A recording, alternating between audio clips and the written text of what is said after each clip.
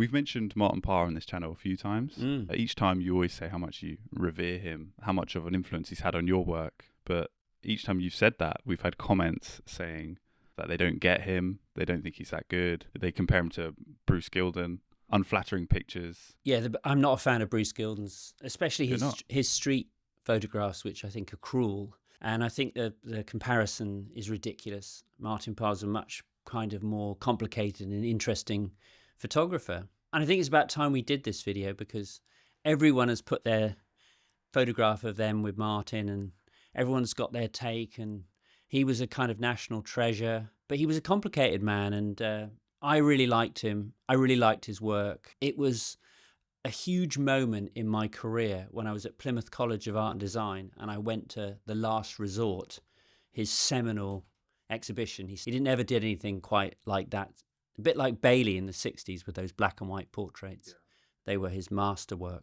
But The Last Resort was extraordinary. And I saw these pictures at the Plymouth Art Centre in 1987. In fact, there's a picture of me in the bedsit, and you can see the poster for the exhibition in the background. And they changed my, what I thought documentary photography could be. They were extraordinary. So he gets criticised because he's putting so much emphasis, back then anyway, on technique and putting himself into the pictures and sort of blasting people with flash, a bit like Bruce Gilden. But I think there's a lot more love of humanity in his work. You photographed Martin Parr just once, I think. I thought you did a print swap, but... No, it would be wrong of me to assume that my work is has the same value in the marketplace as Martin Parr's. And so I sweetened the deal. And after I'd done my shoot, which we'll talk about in a bit, I told him about what his work meant to me and that moment at the Plymouth Art Centre. And I said, how much for cash? I actually gave him a print. From the portrait session we did, I photographed him with his wife, Susie.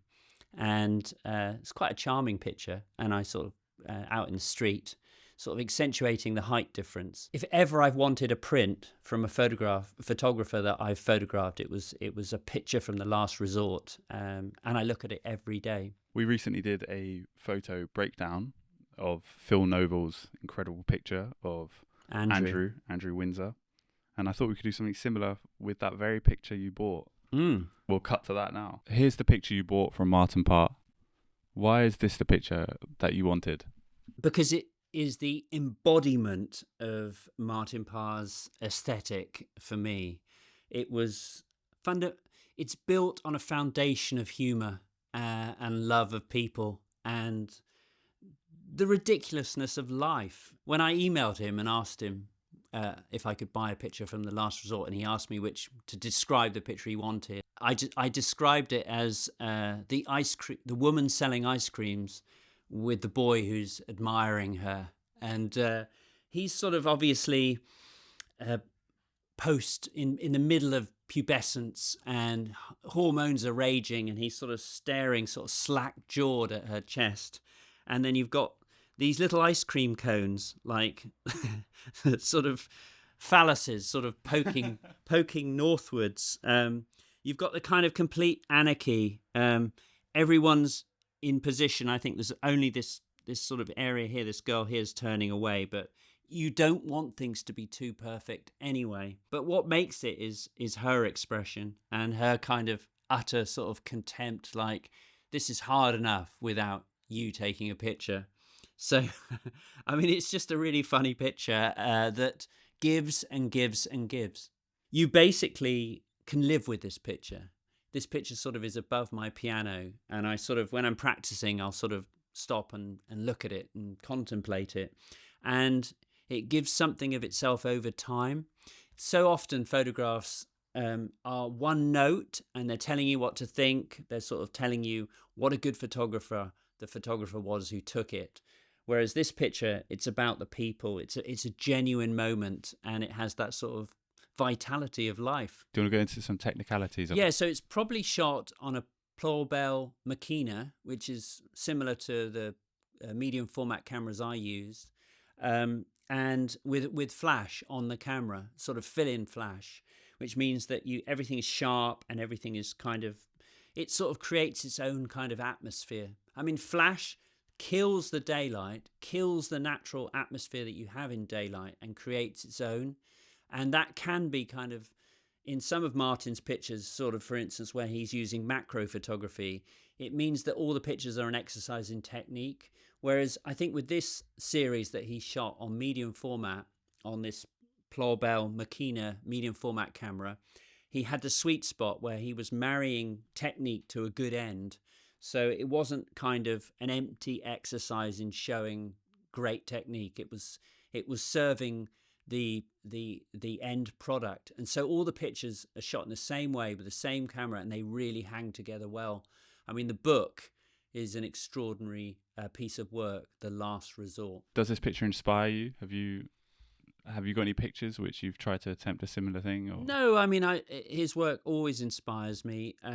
It definitely inspired me to shoot on medium format rather than 35mm, because you have more information, you've got more resolution, and everything's sharper, and you can print it up bigger, and it has a sort of power. It's like, the more information there is in something, the more kind of depth it gives it. Anything else you want to mention about this picture? I mean, I mentioned the ice cream cones. It's something that I noticed. Actually, I don't know whether we want to include this, but I had some. I was at a party and someone gave me some chocolate and it had mushrooms in it. And it was only when I went home, I came home and it was 4:00 in the morning. I started playing my piano, and then I stopped and I looked at the ice cream cones in my sort of slightly stoned state. And that was when I noticed that they were kind of little phallic symbols in the picture. I mean, also I think the green ice cream's quite. The palette is all comes together. It's one of those serendipitous things. You're dealing with real life, and it's really special when everything just serendipitously comes together. Yeah, and we do not condone recreational drugs. Absolutely. On this channel. Yeah. Don't do it. And just out of curiosity, maybe you don't want to talk about this, maybe I'll cut it, but how much would something like this be worth now? I don't know what someone is prepared to pay for it, but I think probably what I paid Martin, it will probably prove to be a good investment. But I mean, it's more than people talk about knowing the price of something and the value of nothing. The value for me is being able to look at it every day. Yeah. You're not an art investor. You like it because... Well, I am a bit of an investor. It's not a bad... we'll do a video about investment advice. I do think art can be a good investment class if you choose wisely. But no, I mean, fundamentally, anyone will tell you, if you buy what you like, and then irrespective of whether it provides you with a return. I mean, I haven't really sold any prints that I bought or swapped or whatever, but I've got Cecil Beaton's and other photographers that I admire. All right, back to the video. Thanks for breaking that picture down, Dad. And now I thought we could go on to your shoot with Martin Parr. It was one of the last commissions that the Independent on Sunday gave as an actual newspaper before it became an online thing. Mm-hmm. And I didn't really work with them as a rule, but they offered me the opportunity to photograph Martin Parr, and I was not going to turn that down. Full of excitement, but trepidation too, because... It's quite an intimidating figure, absolutely. Isn't it? Yeah. I mean, when I photographed Bailey, it was the same with Don McCullen. You're kind of photographing one of your heroes. I thought, he gave me an hour, and Susie, his wife, made a cake, I think, and we had a cafetiere of coffee. It was all very civilized, and I thought, he's got to give me more time. We're getting on really well. But he gave me exactly an hour. He was good to his word. No more, no less. There's something very regimented about the way he interacts with the world. He's fair, straightforward, but you can't push it by trying to be charming, which is my usual MO. He's immune to your charm. Yeah, he wasn't having any of it. Yeah. And so we did the shoot, and as I said, I got pictures of him with his wife, which was nice, because I think behind every great person, often their partner, they need a support structure. and I'm not going to say wife because it could be a husband, but you have someone that actually can manage the sort of domestic, the prosaic elements of life, and you need someone like that. And she clearly was a huge part of the Martin Parr machine. From my experience, I think creative people or photographers often are quite chaotic. Yeah. So that makes sense. I don't think he's chaotic at all. You think he's, I mean, he was a hoarder. He had an extraordinary book collection, which he sort of liquidated in order to create the Martin Parr Foundation. So he didn't conform to the chaotic artist cliche. He was really on top of things. Yeah. And it's nice to actually wait and think about him before we do this video, because I've watched countless other photographers, sort of post their pictures on Instagram with Martin and what Martin meant, and sort of create this hagiography, sort of a saint-like perception of him. But he was complicated and straightforward and brutal and clear about boundaries, but all the better for it, because you knew where you stood with him. Yeah, it's commendable. Yeah. So would you consider him one of your heroes, would you say? You obviously had pictures of him. I definitely would consider him one of my heroes. I wouldn't necessarily consider him a friend. After I photographed him and I bought this print off him and everything, I thought we were buddies. And so I sent him a copy of Survivor, a portrait of the survivors of the Holocaust, because I just thought, I'll curry some favor. And I just got a very clipped email, and it just said, I've reviewed your book. You might want to check out this website. That's scary. So I had a look, and he was really fulsome in his praise, which it meant the world to me, because I mean, I don't really care what most people think. I'm motivated by listening to my own inner voice. But if you're endorsed by someone that you care about, I mean, it's amazing, isn't it? It's a bit like being told you're a good singer by Aretha Franklin or something. Yeah. You're going to dine out on that. Yeah. So I went to some event a few years later, and I thought, he's done this nice review. What would be the normal thing to do? I thought I'll go and thank him. And he was in a sort of a circle with other photographers and so on. And it was really awkward because I'm not sure he necessarily recognized me, which is fine. I wouldn't expect him to. But I sort of thanked him, and it was just a bit awkward. I think he was a bit embarrassed. I think he just genuinely thought it was a substantial body of work of real depth and authority. I think that was the quote. Yeah. That's what he thought. He wasn't blowing smoke up my arse, because subsequently I've sent him copies of the following two books, and they haven't been reviewed. So maybe he doesn't like those. He definitely I involved him and asked his advice about getting Single Dad published, and then what he thought about me working with the School of Life. And his emails are always really clipped, but they're succinct and they're really useful. Mm. I mean, I guess, at the age of I was in my late 50s, I sort of finally had a mentor of sorts.